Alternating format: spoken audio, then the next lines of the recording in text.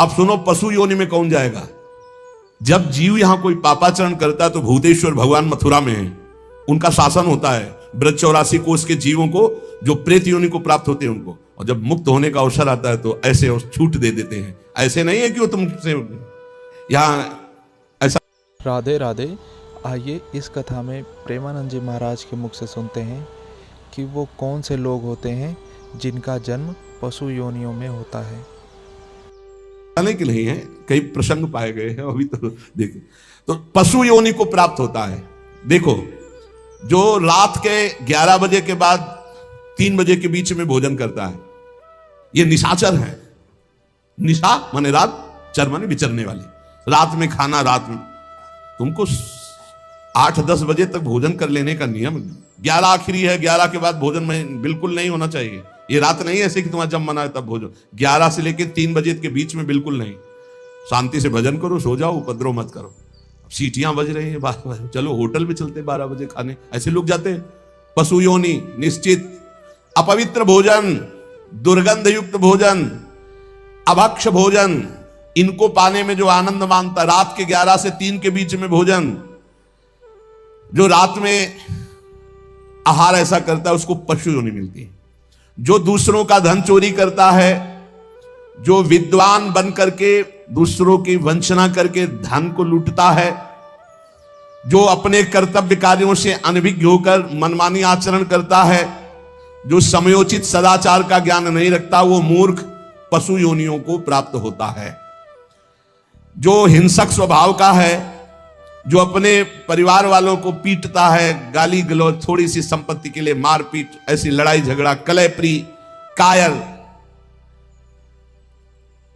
कुत्ते की योनि को प्राप्त होता है।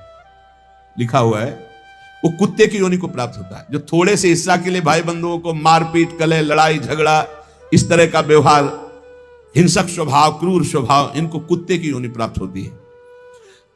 जो चंचल स्वभाव, देखो कुछ ना कुछ करते जा, बैठे तो पैर हिला रहे, वो मतलब शांत नहीं रह सकते, उनके शरीर में वाइब्रेट होता रहता है। वाइब्रेट जैसे मोबाइल नहीं झंझनाता रहे, वो झंझनाते रहे। सुन लो भाई क्या बनोगे।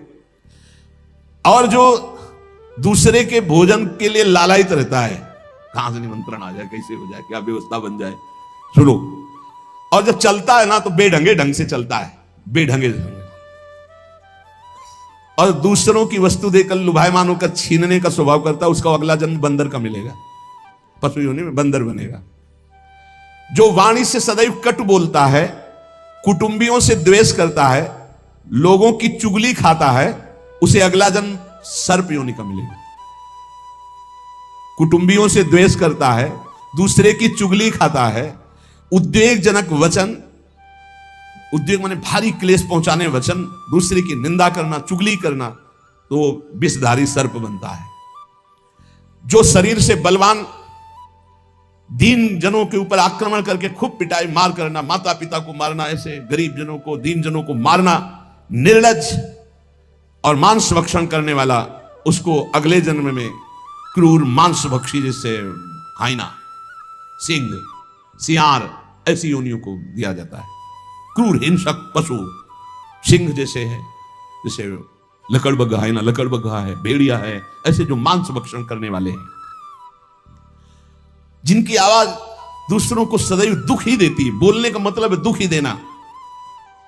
जो दूसरे को, अब जैसे जा रहे हैं, जंजीर खींचा, वैसे ऐसे वो गिर गए, उनके अंग भंग हो रहे, वो समझ रहे 30-40 हजार की सोने की चैन खींच ली तो हम ब्रह्मा बन जाएंगे। देखो उनको क्या बनना पड़ेगा। जो दूसरों को भय प्रदान करते हैं, दूसरों की संपत्ति छीन लेते हैं, ऐसे लोग अजगर योनि को प्राप्त होते। भूखे मरो जब कभी अवसर मिल जाए तब। ऐसे ये जो दूरदृष्टि न रख के वर्तमान दृष्टि रख करके केवल भोग के लिए दूसरे के दुख का कारण बनते हैं, केवल उनके चिंतन यही चलता रहे, कहां से क्या खा लूं, कहां से क्या उठा लूं, कहां से क्या, बोले हाथी की योनि को प्राप्त होते हैं, वो पशु हाथी योनि को। इस तरह से 83,99,999 योनियां हैं। जो भजन नहीं करते, भगवत विमुख हैं, उनको सब क्रमशः ये प्राप्त होती है। उपासक को चाहिए कि कम से कम इतना तो कर ले कि अगला जन्म मनुष्य का हो जाए, फिर भजन करे अगर कोई कमी रह गई हुई। अगर आप नाम जप करेंगे और एक बात ध्यान रखेंगे कि दूसरों को दुख ना पहुंचने पावे, तो पक्की बात है भगवान की कृपा से अगर भगवत प्राप्ति नहीं हुई तो दूसरा जन्म होगा मनुष्य का, और बहुत महान भक्तों के बीच में जन्म होगा। जन्म से ही भजन प्रारंभ हो जाएगा और आप यौवन अवस्था प्राप्त होते होते भगवत प्राप्त हो जाएंगे, काम हो जाएगा आपका। भजन एक ऐसी वस्तु है जो आपको बचा सकती है। अब इसमें कह रहे हैं कि जैसे आप भजन मार्ग में लगे हुए हो और आपको कोई गाली दे रहा है, आपने पलट के गाली दे दी तो आपका भजन क्षीण हो जाएगा। इसलिए भजन को बचाने के लिए कह रहे अकार्पण्यमपारुष्यम संतोषासर्दधानता, ये ब्रह्म ऋषियों की बातें हैं, बहुत काम की बातें हैं। अनुसूया गुरो पूजा दया भूतेश्व पैशुनम सद्वीरेश दमः प्रोक्तो ऋषि शांत बुद्धि भी। अकार्पण्य माने उदारता। भजन किससे बचेगा? उदार बुद्धि। स्वभाव कह रहे हैं कोमल, कोमल स्वभाव से भजन बचेगा। संतोष वृत्ति से भजन बचेगा। गुरु इष्ट पर श्रद्धा वृत्ति से भजन बचेगा।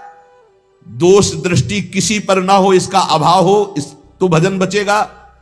गुरु शुश्रूषा सेवा से भजन बढ़ेगा। प्राणियों पर दया तो भजन बढ़ेगा। किसी की भी चुगली ना करना, संत और ऋषि मुनियों का संग करना, इससे भजन बढ़ता है, पचता है। भजन किससे नष्ट होता है? तो कह रहे हैं जब अवमाने न कुप्येत सम्माने न प्रहस्यति सम दुखो सुखो धीरा प्रशांति इति कीर्त्यते। जब तुम्हारा अपमान हो और तुम उसका बदले में अपमान कर दो तो तुम्हारा भजन क्षीण हो जाएगा। और यदि अवमाने न कुप्येत, अगर तुम्हारा अपमान हो रहा, तुमने क्रोध नहीं किया, तुम्हारा सम्मान हुआ, तुमने सम्मान स्वीकार नहीं किया, बचना भाई, इससे बचना, ये अगला जन्म नहीं होने देंगे। अगर ऐसा उदारता, कोमल स्वभाव, संतोष, श्रद्धा, दोष दृष्टि का अभाव, गुरु सेवा, प्राणियों पर दया, चुगली ना करना, निश्चित निश्चित अगला जन्म नहीं होगा। आप अपने भजन को बचाएं। जब कोई आपका अपमान कर रहा हो तो आप उसके बदले में उसका अपमान ना करें। यदि आपको क्रोध आ गया अपमान करने पर तो आपका भजन का फल क्षीण हो जाएगा। यदि सम्मान हुआ, आप आनंदित हो गए कि हमारा बड़ा सम्मान हो, तो आपका भजन क्षीण हो जाएगा। इसीलिए श्रीपाद भी कह रहे हैं सम्मानम कल्याति घोर गर्लम नीचापमानम सुधा, श्री राधा मुरली धरो भज सके वृंदावन मात्यज। जब कोई सम्मान करे तो उसे भारी विष के समान समझो। सम्मानम कल्याति घोर गर्लम, जैसे बढ़िया खीर मिल रही हो, कान में कोई आके कहते विष पड़ा है तो आप नहीं खाओगे, ऐसे ये सम्मान प्रणाम नमस्कार वाहवाही ये तुम्हारे भजन के नाश करने के लिए है, ये विष है, इसे मत पीना, स्वीकार मत करो। विश्व नमन करे करने दो, तुम स्वीकार मत करो, तुम हर्षित मत हो। और जब अपमान हो तो उसका अपमान करने वाले का कभी अपमान न करना। धीर पुरुष, प्रशांत पुरुष अपने भजन को ऐसे बचा ले जाता है। जैसे कोई अपमान कर रहा है, बहुत बड़ा अमृत है, सच्ची मानिए। जिसका अपमान हो रहा है वो साधु पुरुष जब अपमान सह जाता है तो उसका भजन बढ़ता है, वो सुख से भगवान में शयन करता है। और जब अपमान हुआ और अपमान दूसरे का कर देता है तो उसका भजन क्षीण हो जाता है, वो अशांत होकर के फिर जगत में शयन करता है। अपमान करने वाला जब कोई सामने से अपमान सह जाता है तो उसका सहन करना उसके नाश का कारण बन जाता है। अपमान करने वाले का निश्चित नाश हो जाता है जब वो सामने वाला बोले ना, केवल चुप रहे। ये बड़ी बात है, पर बहुत कठिन है। उस समय जब कोई अपमान कर रहा है, निंदा कर रहा है, आप शांत हैं, इसका मतलब आपके ऊपर गुरु कृपा है और आप अपने भजन को पहचानते हैं, भजन बचाना चाहते हैं। अपमानित होने पर चाहिए कि अपमान करने वाले की ना बुराई सुने ना बुराई करे। जैसे कोई आकर बहुत नीच आदमी आपको गाली दे रहा था, कान में अंगुली डालो, नहीं भाई वो नीच नहीं, भगवान उसके अंदर बैठकर मेरी परीक्षा ले रहे थे, मुझे पुष्ट कर रहे थे, वो नीच कैसे हो सकता है? अपने भजन पर दृष्टि रखे, ना उसकी निंदा करे, ना उसकी निंदा सुने, ना उसका बुरा चाहे। यद्यपि इसमें लिखा हुआ है कि जो अपमान करने वाला है उसका सर्वनाश हो जाता है। ऐसे महापुरुष का अपमान जब करे कि वो बोले ना केवल, तो वो अपमानित करने वाला पुरुष स्वयं नाश को प्राप्त हो